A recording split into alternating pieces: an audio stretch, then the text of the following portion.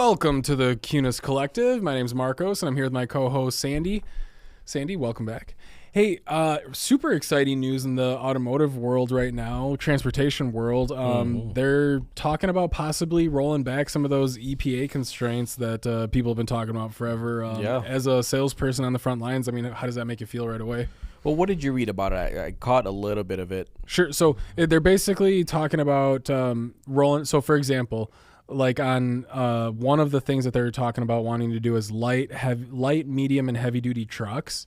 They're talking about completely removing like the EPA requirements and stuff. So, for example, like DEF fluid, right? Oh yeah. So you have like diesel trucks right now. You have to put DEF fluid in. If this passes, to my knowledge, it will not be like required that every diesel truck has DEF fluid. Like so, I'm for it. Yeah. Like the whole average, like the EPA, I think is the one that puts out most of the mandates and requirements and whatever. Like the manufacturers have to have an average fuel economy of across their whole line, across their lineup, right? So if they want to build a bunch of, you sell a bunch of trucks, so Ford, right? You sell a bunch of million F-150s. Well, you have to sell enough high mileage vehicles to offset that, so your average fuel economy doesn't pass a certain point. So I think that's all the stuff they're talking about lifting. So I'm sure as a salesperson, you heard just as well as I did, oh, I can't wait until it's out of warranty so I can delete the DEF system or different stuff like that. But I agree. It's the government. They put their hands in the cookie jar and they want to restrict everything. You know, with DEF fluid, you know, I don't see the point in it. I mean, yeah, it helps it burn cleaner, but you're restricting what's there, and you just, I think diesels run very efficient. You know what I mean? And like another one is stop start. That needs to go away. That needs to go away. Like you think so? There's been so many people that have tested it. I've seen it on YouTube. I've seen it like on Discovery Channel. Like they've actually run tests and they found that it actually made zero difference in fuel economy. And all it does is it does put more strain on that starter over time. And I was talking to one of the techs, this was a few years ago, and he was saying that depending on the manufacturer, I don't know if it's every start-stop system, but they're programmed to only have so many stop-start sequences before it needs to be replaced. Gotcha. And it's not cheap. And that makes sense. I mean, to my understanding, stop start was really always meant for more of like the urban setting where like if you were like sitting in traffic for an hour a day, you know, in that scenario, it would definitely like make a difference in your emissions. But, you know, the engines run so efficient though when you're sitting there at idle, you don't That's a good shut point. it off. That's a good point. To me, like, especially out here, so like we're in the Midwest, right? So a lot of 55 mile an hour roads. A lot of, you know, just regular driving around. And I felt like a lot of times the systems didn't even kick on for whatever reason. The car wasn't up to temperature yet or the conditions weren't right. So I never really felt it like super intrusive. But I know for sure I heard a lot of people say exactly what you said, where it's like, get rid of it. They don't like it. Yeah. It just doesn't need to be there. So DEF fluid, stop, start. That's nice. And then I think it will probably allow, so like, I think you're almost giving like the creative part back to the manufacturers where they can all kind of develop their own identity a little bit more, as where when you put the same if you like, it's like F1 racing, right? You give everybody the same rules, well, you end up with a very similar product. Well, that's more like NASCAR. F1's a little bit. Actually, we have arguments like this. Okay, sure. I'm a little uneducated in that particular field. Without going off into a crazy tangent, NASCAR is like more of a template. They design all their cars to run the same. They all have to fit the same mold. They basically everybody gets the same mold, and it's just different colors and whatever. And that's how you adjust the settings within that mold. Whereas F1 there are some constraints, but the design you can do that allows those teams to be more creative as far as the wing design. You know, until you're too good, and then they make a rule to say you can't do that, right? Well, that's happened actually. You've had guys that'll win a lot over time, and then they'll actually there aren't the amount of money that there are in. I'm kind of going to a tangent here, but we have this debate at work with some F1 fans versus NASCAR fans. Like Red Bull, they're one of the most successful teams out there. Well, the amount of money they have for R&D, like wind tunnel testing and all this stuff. Right. There's other teams that don't have a tenth of what they have for the budget. So now that they've capped the Red Bull team, essentially like Red Bull, Mercedes, Ferrari, they say, hey, you can only spend this much because these guys can only spend this much. So it evens the playing field as far as how much you can put money Interesting. into. I did not know that. Yeah. Since we're on this tangent, do you recall hearing anything recent about in the recent history about CVT transmissions in F1? I feel like there was one team that was like killing it and they couldn't figure out why, and then they ended up having like a CVT transmission in their car. I think it's more of an IndyCar thing. Yeah, F1's a little different. But I did like to hear that the CVT transmissions were becoming because it's always been a great concept. Since we're on a tangent, it's always been a great concept. But Nissan's perfected it. Yeah. They were a little rough back in the day, but CVTs again are more efficient. It's less moving parts. A standard transmission has 300 to 400 moving parts and pieces. Right. A CVT has 2. And it's about this big. With the DEF taken off, I mean, are we going to see a CVT diesel 1-ton that gets 30 miles a gallon? We might. It might be a thing. That's what everybody wants. Well, and here's the interesting thing. Like, I know there's a lot of people that they'll take their diesel truck, buy it. I know you've had it happen. A brand new truck under warranty, and they delete it. Yeah. Then they can't pass emissions, and they're complaining. Yes. That's your fault. Correct. Yeah. So that'll be Walworth County. You don't have to do emissions. So Walworth County. There's some counties that don't have that. But that will also be an interesting thing if that happens. What's going to happen to all like the local emissions? Now, I do think I'm not completely against emissions testing. For example, if you have a 30-year-old car that's not running right, like there has to be a good it's a fine line, but they have to find balance, right? Like, yes, I want you to drive your carbureted 1969 Camaro around, right? If it's running right. If you're running wrong and you're dumping, some of some of those stuff older into those cars, on are like they a freight exempt train. from doing that? Depends on where you're at and depends on how it's registered. Yeah. I know, like, for a while, California talked about, I think Jay Leno for a while was talking about leaving California because they wanted anything with a carburetor, they wanted them to, like, convert to fuel injection. It's one of the most restrictive states. Yeah, which on some cars just straight up isn't possible. Yeah. I think some rollback on that is definitely great news. Yeah. Just because we'll see some different stuff coming out of the manufacturers. Like, let's be real, there's a need for more cost-effective stuff, right? So, like, for example, the heavy-duty trucks. I mean, how much can they shave off? Like, if you needed to replace the catalytic converter, the DEF system, anything out of one of those trucks, it's incredibly expensive. Yeah, thousands of dollars. So how much cheaper are they going to be able to make the trucks if they don't have to put all that added stuff onto it, right? People have been asking, hey, I want a bare bones work truck. A lot of people ask for that, right? Well, you can't really get bare bones in today's world with all the standards and stuff. So yeah, if they can make a really cheap diesel heavy duty truck, that'd be great. What do you think? Let me ask you a question. What do you think, as far as just the general American person that you see just walk into your dealership, like what car is needed the most out there right now? An affordable car. But everybody. Here's what I say that there's, like I said, there's what's affordable to you and me and everyone out there. It's everybody wants the biggest car that gets 40 miles to the gallon. Right. Doesn't exist yet. Or I don't want an electric because it only gets 200 miles of range. I want something that gets 1,000 miles of range. With EV stuff, I think that'll get there soon. As they improve or as the batteries evolve over time and the charging times. Porsche just unveiled that you can now do wireless charging with their new. They unveiled the new Cayenne, which is 1,100 horsepower EV. The thing's a rocket ship, right? Where does it charge? So it was funny because I was talking to Ski about this about like 2 months ago. I said, what's going to happen eventually? They're going to have wireless charging available. Last month, or no, it was 3 weeks ago, whatever it was, Porsche, it's on their website. So it's basically a pad. It's like a 4x4 foot pad that sits on the ground, like in your garage. So as soon as you pull in, you drive over it and you park, it's charging wirelessly. That's the coolest thing. Because Tesla was starting that, but Porsche did it first. Well, it's great to see because, like obviously it's going to take a while for that stuff to get cheaper and whatnot. Yeah. But can you imagine, like, yes, okay, there's like an electric car could work for almost anybody if when you're at the grocery store, like, if you have those pads built into a parking lot. Yeah. And then EV signs, hey, EV wireless charging here. You pull in, you're spending 30 minutes at a grocery store or wherever you're at. And, can you imagine getting, a 30 or 40% charge while you're there? Which we kind of have now because, like, I was at Costco, right? They have the chargers, they have them, but they're like way at the end of the parking lot, right? So it's like, yes, we have them. They're out there. However, it's still a little bit of an inconvenience. Some people might say, oh, how could you be so lazy? You don't want to walk the extra 30 yards. Well, there's a lot of things that we will not do if it's that extra step, right?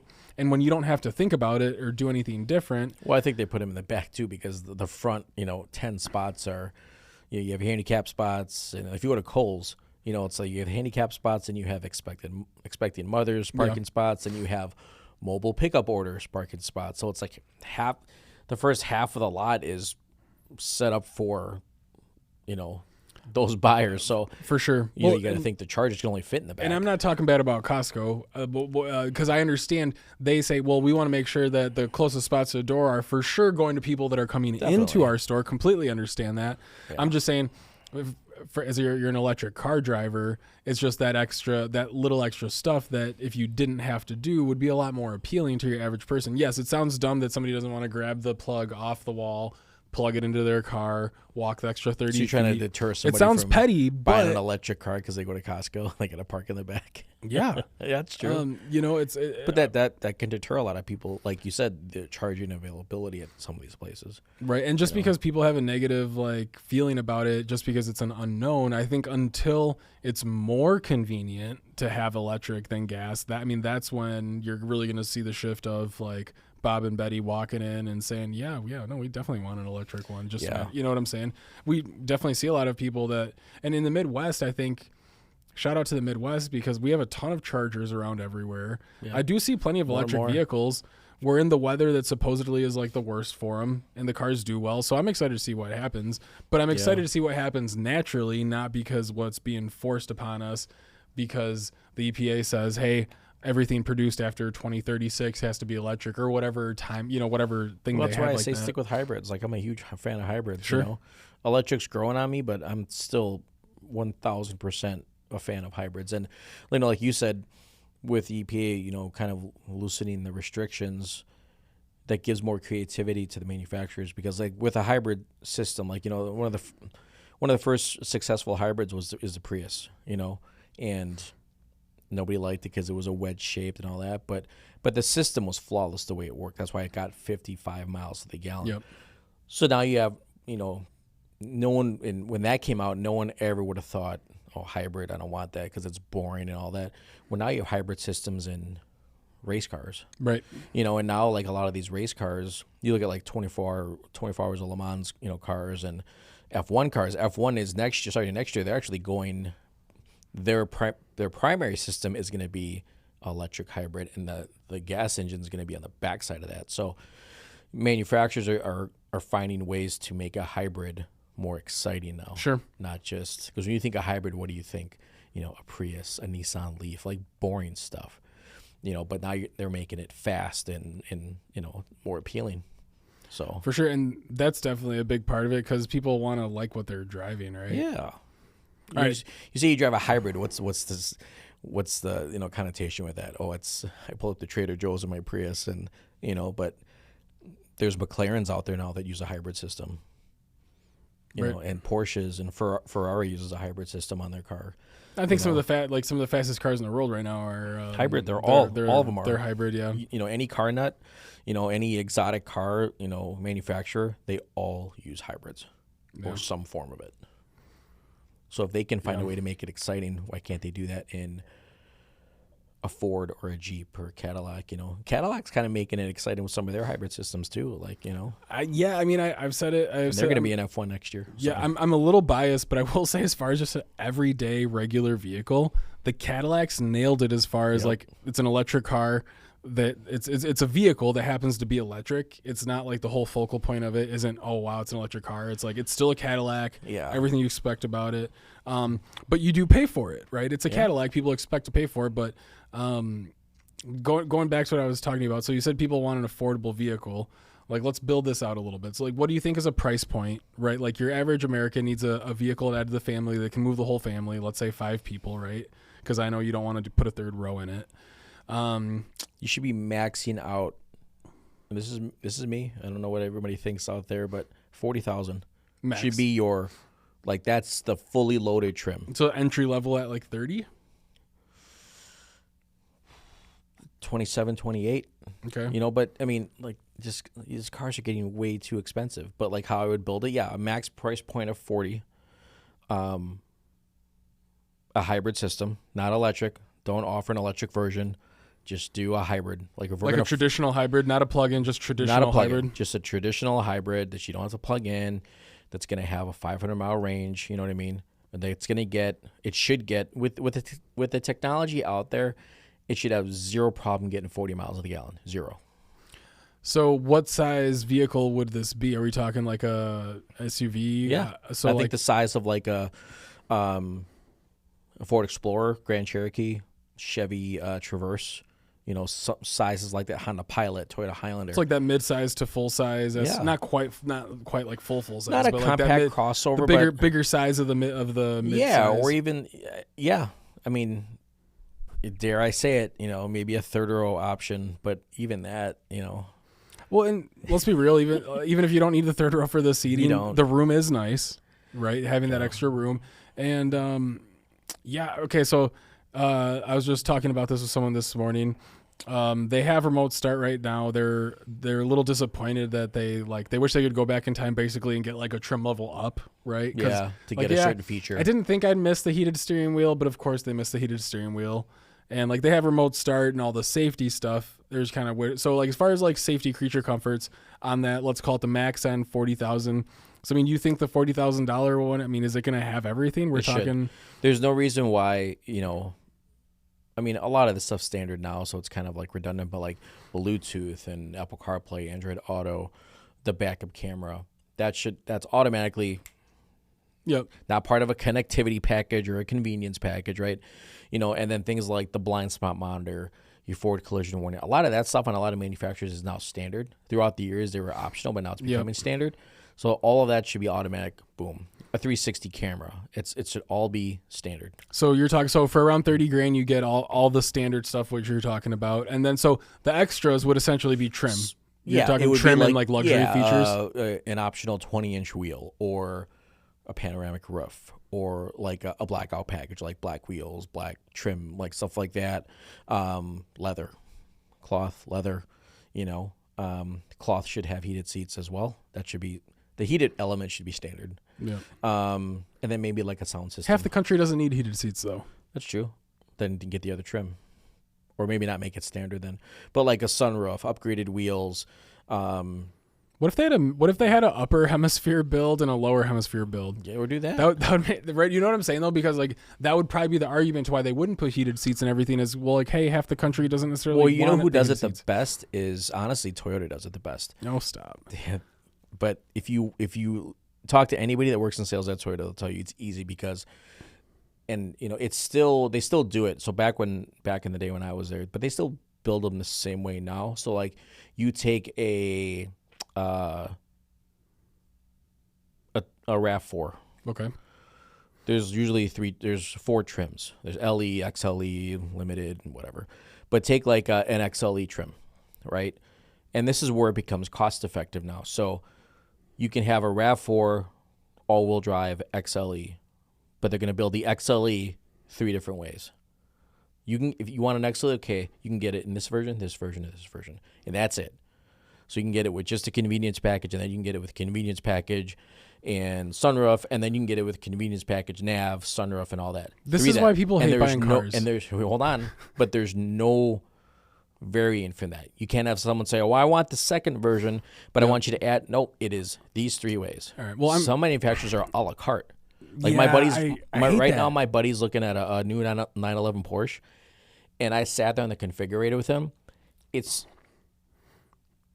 Everything is a la carte. Okay, every single item. Sure, like on a 911, yes, on a 911, I would want that. But that's starting to come over to the every person's vehicle. I know, but that's even gonna Jeep where I work. It's like I know, but that's only gonna do the opposite to the price conversation that we're having. You know what I'm saying?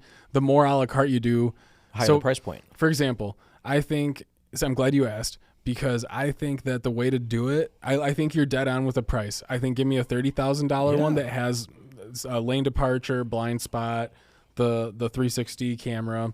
Like, yes, give me a $30,000 version that has that. Give me a $35,000 version that has that with a third row. right? And then I want basically I want 4 total options. Upper hemisphere and lower hemisphere package basically just differentiates the type of tires you get, right? Put in a good all season tire, heated seats, steering wheel, remote start. That's upper hemisphere package.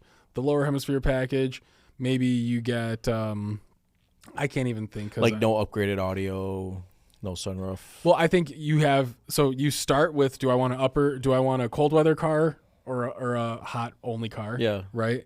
And then do I want it loaded or not? You know what I'm saying? And essentially yes, premium audio, sunroof, maybe sunroof is my only standalone option because that really could go either way anywhere. But yeah, basically I either want it loaded or I just want the standard stuff. So 4 total options. You know what I'm saying? Yeah. Like they should come standard with all the safety, all that. But then, like you said, as far as options, don't have a list of 50. It's just too much. Like you said, So I agree with you there. I think you're correct. 4 or 5 options, and that's I think you want this or this from someone that's in it every day. Yes, how Toyota has it is great, but I'm saying for your average consumer, Toyota is your average consumer. No. I'm saying I see what you're saying. It's just so much limit easier. the options. Yeah, but what that's also going to do is when they only have to build them, when they only have to build a RAV4 4 different ways, that's going to lower the cost of. You limit trim levels. We don't need as many trim levels. Exactly. Like with Jeep, we don't need, even Jeep. Like you think it'd be simple, but there's Laredo. Well, they're changing it for 26, but it's not simple. Jeep's there was worst.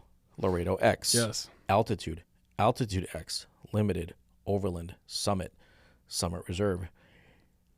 Okay, that's just a blow. That's blowing you away just from the start. But now within those trim levels, sure, there's 6 to 7 different package groups, like big packages on those trim levels. Yes, that's why you have a Jeep that shouldn't.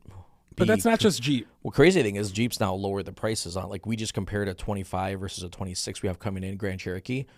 The same exact limited trim with the blackout package, same one, right? The 26s are $5,000 cheaper. Hey, that's got to be getting kind of close to being. If you're looking for a Jeep, but what you were saying they're is a lot cheaper for 26. Yeah, max. But max $40,000. Now you're not going to get the fully loaded, but still, even getting into a Grand Cherokee L for in the 40s would be huge. Because the Grand Cherokees, you could get one under 50, correct? Well, like the one Laredo, like a nice Laredo. You can. I mean, like the one I was just saying, like it was a limited. It's a limited L with the blackout package. A 25 that we have on the show floor right now is 56 and change. Sure. The 26 version, that's the same exact trim level, and actually has a new screen and all that, is 51. See, that I feel like that's a huge step in the right direction. Here's a catch. You're not going to like this. That 51 doesn't have a V6.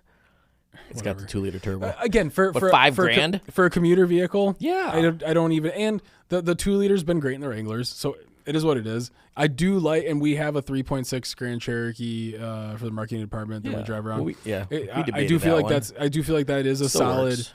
But that vehicle, like I said, yes, for almost $60,000, which is essentially what they were getting to. If you wanted to throw heated seats, remote start, heated steering wheel on a L, you were almost at 60 for a while there, right? Well, like my 21L, it was the MSRP on that one was an Altitude, was like 45 and change, and then for 2025, that same exact Altitude was 49. Mm-hmm. And nothing changed on it. So why Jeep did you make it $4,000 more? COVID. Yeah, everybody was. But like you said, now that's what turns people off of these. As like, well, it's the same thing. Why would I trade my 21 in for a 25 and pay $5,000 more for not one option? Nothing changed. I'm not gaining anything. Doesn't make sense. But yeah, I think you should have an SUV that should top out at, because cars are dead, right? Sedans, they're not dead. They're just. Why are SUVs such a big thing, but wagons aren't? I love wagons. Tell me, I'm with you on wagons. Can you explain to me? I rock a wagon. So I cannot figure that. And here's the other fun point. A lot of the wagons that were out there, like if they were still producing them, those are the ones that would do everything that were, like, for example, a hybrid wagon is the easiest way to get everything that you're talking about minus a third row. Yeah. But I do see, don't get me wrong, I understand like sitting up higher off the ground. There's an appeal to that. But man, I feel like wagons were so underappreciated. They still are, because if you They still are, yeah. They're almost gone. When you tell somebody a wagon, what is that? That person pictures the wood paneling, the vinyl seats. Like, it's okay. Which some people think those are cool. It's not 1983 anymore. Like, look at over at the Ford store. They have an Audi RS6 Avant, which is gorgeous. Their wagon version. That's 700 horsepower. Right. You tell me that's not. Yeah, that's like the king of the wagons, though. You can beat a Corvette Z06 in a wagon with 5 people in it, and groceries, And then Mercedes and BMW, they have their versions, and they're not boring by any means. Right. Like the lowest horsepower one was like 550. Mm-hmm. So it's not a boring car, but I'm with you on wagons. It's like, I don't want an SUV because I don't need a big car, but I don't want a car. Okay, you need something in between. That's the hybrid in between it. Right. But yeah, I think cars should be affordable, because you need affordable payments, and because then if you have something that these big expensive trucks and all this, we're taking $10,000 in rebates. Right. Well, now that just devalues the car on the used side. Hey, I got a random question. What do you think about ditching infotainment systems? For example, we talked about that. GM got rid of Apple CarPlay or whatever. No, but I'm saying, like, what if there's a company out there called Slate. I don't know if you've heard of them. They make a small truck. Oh, yeah.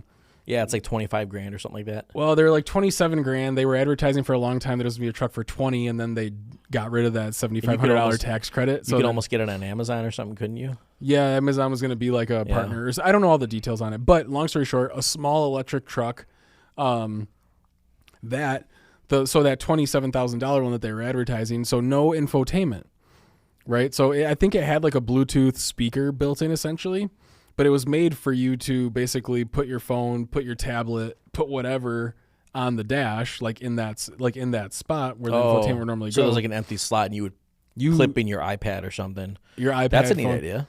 I actually don't hate that, because let's be real, we are running our lives off our phones anyway, or it kind of would be nice to have a tablet just for that, like that slick, So you'd already have the speakers in it, but just that's it.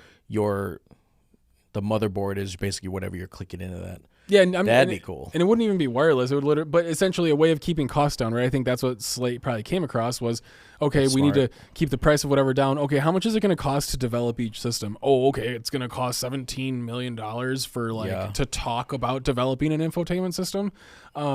Yeah, why don't we just skip that? People already have tablets and phones. That's smart. I think that's very smart, actually. I think that's something they should bring into. Smart. So again, we're talking about that maybe a way to get this $40,000 third row 40 mile per gallon vehicle.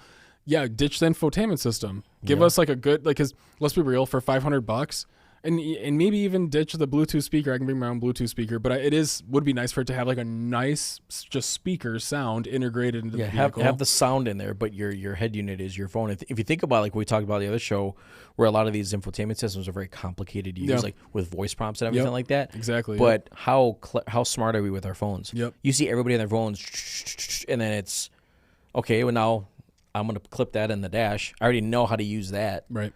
So that's a lot easier then. But that was one of the things I thought. Slate, credit to Slate. That's where like I saw first time I saw that. But I think that's something all the manufacturers could use. Everything. Well, clean interior, just clean nice interiors. Like Tesla. Well, I was gonna say, think about it. Tesla. That's basically car build. Yeah, but if you look at the aesthetics of it, that's basically what it is. Like if you could remove it, that's basically what it is, right? It's a tablet in the middle, and that runs your whole. Aside from your speedometer, right? I think the Teslas, that's pretty much all they have is speedometer and a couple other. Like all the dials on the like your blinkers and everything are all. Yeah. It's funny because a lot of people say, you get in these, all the traditional cars and it's too complicated. There's all these buttons and everything like that. Well, here comes Tesla. Hey, here you go, clean. And then you go see somebody, and me too. Like I've gotten it at Tesla, and I'm like, at first you're like, oh, it's clean and everything, but you're like, oh, I'm missing some of my buttons. Like a lot of people still like to push a button or turn a dial. Like they need that. They don't like the touch screen. So the touch screen. They want some buttons. I feel like the touch screen, everything would be okay if you always had access to what you want. But the nice thing about a button is it's one action, done. The screen, a lot of times you have to click one button and then click what you want to do. Yeah, but like you were saying in the other episode, like AI, being more AI with the infotainment, that would be cool. Whereas like if it was more Like right now, you press a button, you wait for the beep, and then you have to say like a scripted message to get it to do something. Set temperature to this. But if you were able to talk more loosey goosey, that'd be cool. So this is, and you can kind of do it on your phone. Well, and this is how I envision it, right? Like you have a Uconnect app, right, on your phone that you do all that with. Well, it'll just be one extra thing where like infotainment will be an app. Like, so for example, like you can just run your phone onto whatever, but you can also have an like if you wanted that traditional infotainment setup, I do think the manufacturer could have a super easy app. Well, yeah, and a lot of people out there are probably saying, well, yeah, that's Siri. Okay, well, it kind of is, but now you're more of an integrated into the car itself. Right. Siri just does stuff on your phone, but if you could integrate it to do things on the car. And the other nice thing about having no infotainment is that it would never be out of date, right? Yeah. Because for the rest of your life, you're going to be getting new phones. Well, plus your phone always updates. And so you don't have to go to the dealer to upgrade your nav screen. Yeah. It's already whatever's updated. As soon as you plug in, you're using the most current. And I think they could pair, like they could team up with somebody like JBL, right? That said, hey, like JBL. But I hear what you're saying. Well, I'm just saying because they have so many of those like speakers that are like just like decent quality. Again, just for your average person, decent quality, plenty of bass, plenty of sound. Where if you stuck one of those inside of a vehicle, and if it was positioned right, and it's funny as we've been talking about this, I'm picturing like just like bare bones dash, nothing on it. It's like 2 vents and like a USB port, or USB-C port. It'll be wireless charging. That actually would be kind of cool though. Wireless charging will be the standard in the vehicles before too long. Putting your own tablet in there. Yep. Or multiple like your phone and a passenger's phone, and you could switch between. Yes. Well, and so you don't have to worry about pairing. I think there's a ton of different possibilities. Yeah, a ton of different possibilities that pop up when you talk about just like taking that out. But anywho, as far as getting the price down, I'm sure if you didn't have to spend all the money on the infotainment then you don't got system, to put crazy rebates on it. You know what I mean? Or you will. I mean, because as Americans, that's what we love. We love rebates. We love the deals. I was gonna say, here's the problem. I think here's the problem. If a manufacturer did just put the best price they could do, right? If they put it out there, hey, we're not going to be putting rebates on this. We're not going to blah, blah, blah, blah. I feel like people would still be mad they're not getting a discount. We're just so ingrained as consumers to like, oh, they got rebates. Okay, let's go see what they got. Or, oh, they got special rates or whatever. It's so desensitized now. It's so like. Yeah, that's true. We throw around things like 0%. And we throw around these rebates and people just, it's such a common thing now that it's not, you're not going online and going, oh my God, they got $4,000 off of a Cadillac. People are like, that's it? 4? I mean, it could be 15,000 and they're still going to be like, well, what else are you offering? It's like, we're almost giving you the price of a used car off of this,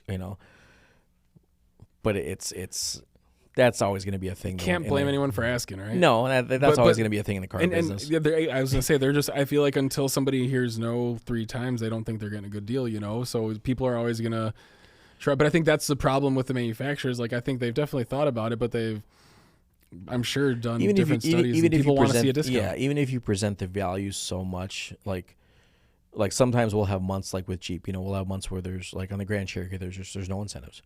Right. And you just try to build the value, and you'll people, if you build the value right, they'll buy it, right, and do all that. And there's other people that just want those rebates, they want the discounts, and it's so then the next month there'll be discounts, there'll be $6,000 off, and that same person will be like, well, that's it. Well, call me next month to see if they go up anymore. It's like, where's the end point, man? Like, how much do you need to see in a rebate to be a buyer? Well, and I think if somebody's that's a whole other episode, but if somebody's really having those kind of thoughts, they probably haven't truly decided to make a purchase yet. There's probably some other objection there. Last month we had the Rams 10% off plus special financing. Right. So you had I ran a deal for a customer of mine. It was like just under. It was like $9,800, almost call it $10,000. You're getting $10,000 off this truck, a brand new, very well, not a work truck. It was a crew cab Bighorn with the giant screen and the panel roof. So it was over a $50,000 truck then. Yeah, it was like 50. No, it was like 62. Oh, so you're talking like 15% but off. Still, $10,000. That's crazy. That's a great deal. You know, and I'll tell the person, if you saw 10 grand on the ground wrapped up in a bag, would you grab it? And not to mention, not too long ago, there was like no rebates. Yeah, and some of my friends that work at work at Mercedes and all this, some of their cars are like $20,000 off. Jeez. And these people come in and go, I can't wrap my head around that. You know. Well, they just assume that the dealer's out to get them. Yeah. You know. Well, you're gonna make. What's the catch? You're gonna make $80,000 off this purchase. Yeah. Hey, I did have one before we let you go. One other thing I wanted to ask you about.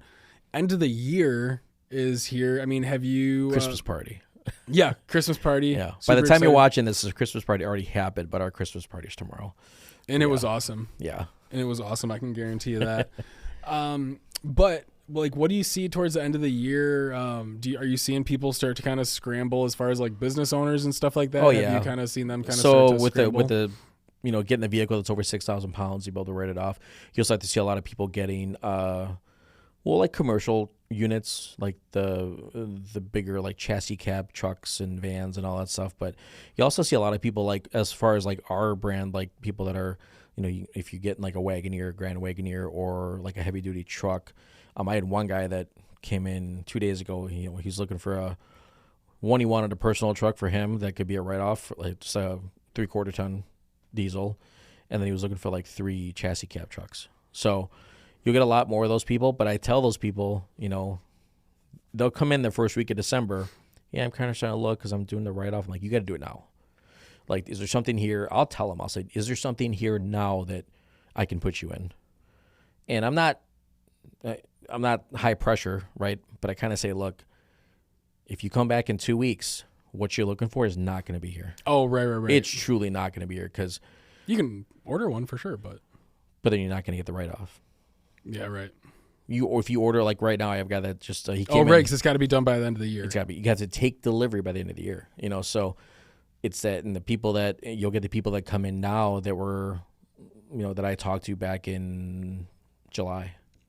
It's like, you should have bought it then, But yeah, if you're on the cusp about, buying a vehicle right now, whether it's for your business or whether you want to make sure you get that, that special financing or the rebates, buy it now. Don't wait till next week. Don't wait till this weekend, because it runs into like an availability issue.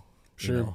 Now I'm ready to buy. Okay, well, remember that Wrangler that you wanted in blue? Right. Yeah, well, all I have is white and gray. Right now you're looking at what kind of compromise do I have to make now? We can get me one, right? Maybe, but the dealer now, they're also holding on to theirs. We talked about this too. Like, they're holding on to their stuff. They don't want to give it up. So it's just, we try to, we get a lot of those buyers that, one, for the business write-offs, and then two, a lot of the people that we talk to like towards the end of summer that want to wait because they think, end of the year deals. Okay, but you got to do it now. Like, we try not to pressure them. Or they just think they're going to get a better deal, but in reality, you could have got the same deal in July. And if we don't have the car, or the truck, we can't make it appear out of nowhere. I'll give you the same deal, but it's going to be on a color you don't like, or it's not a crew cab, it's a quad cab. Right, some kind of give. But we always figure it out. All of our customers leave happy. So that is the benefit of having the multiple locations, right? It's awesome. At least, especially because we have other. I think Platteville does a lot of commercial stuff. Yeah. Woodstock always has. Well, we have a commercial department, which is cool too, because they're really the ones that, like, if we have onesie twosies, like the guy that's looking for one truck, usually a salesperson can handle that. But you get a lot of people that say, "Hey, I need 3 trucks or 6 trucks or whatever." Then we'll just say, "Hey, look, I'm going to put you in contact with our commercial," because they know all the incentives, they know all the. There's a whole different set of rules. Right, they live and breathe that world. Yeah, so it's different. So it's easier just to go. Yeah, you do it. And they give the salesperson. Would you give that advice to a newer salesperson? You get somebody that comes in, wants a fleet, give it to the fleet guy. Don't be a hero and try to do it, because just trust me. You're gonna have to go to them for help at some point. Well, anyway. They'll create more of a headache for themselves, and they could essentially, for lack of a better phrase, they could ruin that deal because they don't have all the information right away, and those business owners, they want the stuff like now. So you're better off just giving it to somebody that knows what they're doing. Right. Make sure the customer gets taken care of. Yeah. You might, depends on how the store is set up, you might still get some. Well, with our commercial department, like our commercial guys, if we send someone to them, like a referral, and if they buy, they give us a little, kickback. Do you get a count for it? We do at our store, and we get like $100. Yeah. So let them do all the work, you know. And last time I helped one of the commercial guys, all I had to do was give the keys to the porter to get it cleaned up for delivery, because he was the commercial department works at a different location here in Delavan, but I didn't have to do much. Well, and at the end of the day, you're gonna have a happier customer. Yeah. And you know what? Maybe they came in this time for a fleet, but they'll remember you. My wife's looking for an SUV. Out right now when the wife's looking for an SUV. Well, they're not going to go through the fleet guy for that. They're going to come back to you for that. So you can kind of steal them back. Right. Yeah. Well, do you have any other big stuff that you need to get out? Any other end of the year fun stuff? No, I got a lot of repeat people coming in, which I know a lot of the sales guys and girls out there within the group. They have a lot of repeat people that come in towards the end of the year. Yeah. Because those customers like to buy in December. I think it's like around the holidays, they like to spend money. For sure. You know, for the people that they can and all that. So you get a lot of repeats towards the end of the year, and then referral business too. So the buyer's in a different mood too. It's just holidays. It's different, you know. That makes sense. They're already coming in kind of excited because like, oh, what deals do you got? And then we're excited, so they're happier. And who doesn't want to take a new car to go show off to the family during the holiday seasons? Yeah, right? It was years back. I sold before the Trackhawk, when it was the SRT8. Yep. At a couple, they were with me back in like September. They bought a Ram truck. The husband did, and then it was New Year's Eve when the wife came in. They came in together, but she's like, "Well, I want a Jeep." Cool. So which one do you want? And we had an SRT8 on the show floor. It's like, I want that one. So New Year's Eve, they bought that car, so it was pretty cool. That's awesome. Yeah, so you'll find, too, that a lot of customers will upsell themselves because they're just excited because it's the end of the year. It's Christmas. We got the tree on the show floor and all that, and they'll be like, oh, what's this one? Oh, this one's got the sport package, or this one's got this, and like, yeah, grab the keys for that one. Like, they're just naturally like, the cars, at that point, the cars sell themselves. Right. You know, and then the atmosphere, we just aid to that, so. Right. Yeah. Yeah, no, and that is one thing I think the holidays always great for. Just people generally just better spirits, more optimistic, whatever, a little easier. You know, you're letting stuff roll off your back a little easier than you might normally. So good. Yeah. Hope everyone's in the holiday spirit. And I think it's about time we wrap it up. What do you think? You got anything else? No. Have a good Christmas. Have a good Christmas. Next time you see us, maybe there's a $40,000 third row diesel hybrid God SUV willing, out there with no third row. All right. Thank you, everybody. Yeah. Happy holidays, and we'll catch you next one.